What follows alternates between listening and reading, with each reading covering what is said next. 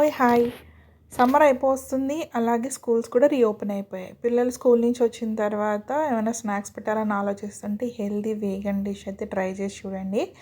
ఇందులో మామిడి పళ్ళు, ఖర్జూరం, జీడిపప్పు అంతే. ఇంకేమీ అంటే స్వీట్నర్ ఏమి యాడ్ చేయక్కర్లేదు.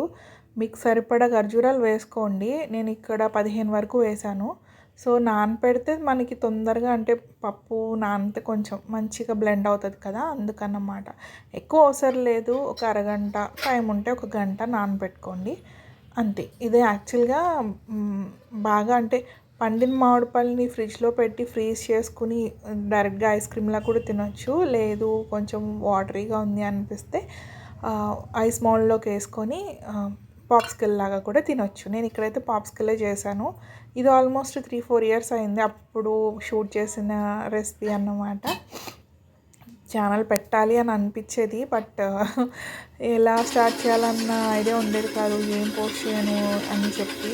ఆల్రెడీ నేను ఒక ఛానల్ ఉంది నాకు, బట్ దానికి అంత గ్రోత్ లేదు. సో నేను అక్కడ క్రాఫ్ట్స్ అవి చేస్తుంటాను. అవి ఎవరు చూడట్లేదు అని చెప్పి ఇంకా దానిలో ఈ కుకింగ్ని ఇంక్లూడ్ చేయడం నాకు ఇష్టం లేదు. అలా అని నేను కుకింగ్ ఎక్స్పర్ట్ని కూడా కాదు.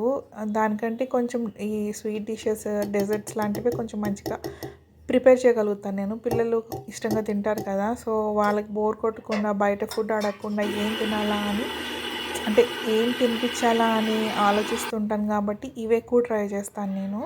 సో ఈజీ ప్రాసెసే, ఇందులో ఇంకా ఎక్స్ప్లెయిన్ చేయడానికి ఏం లేదు. మ్యాంగోస్, జీడిపప్పు, అలాగే డేట్స్ కలిపి బ్లెండ్ చేసుకొని ఐస్ మౌల్డ్లోకి పాప్సికల్ మౌల్డ్స్లోకి వేసుకొని ఫ్రీజ్ చేసుకోండి. అలాగే ఇన్స్టెంట్గా కూడా తినేయచ్చు. ఇది నేను ఆ టైంలో పాప్సికల్ చేశాను కాబట్టి ఆ వీడియో అనమాట ఇది. రీసెంట్ టైమ్స్లో అయితే నేను ఇంకా మౌల్డ్ కూడా చేయట్లేదు. ఐస్ క్రీమ్ అనుకుని పిల్లలు అలానే తినేస్తున్నారన్నమాట. సో ఈ వీడియో మీకు నచ్చితే లైక్ చేయడం మర్చిపోకండి.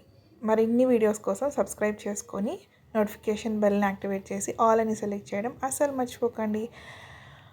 మళ్ళీ కలుద్దాం మరో మంచి వీడియోతో. Bye bye.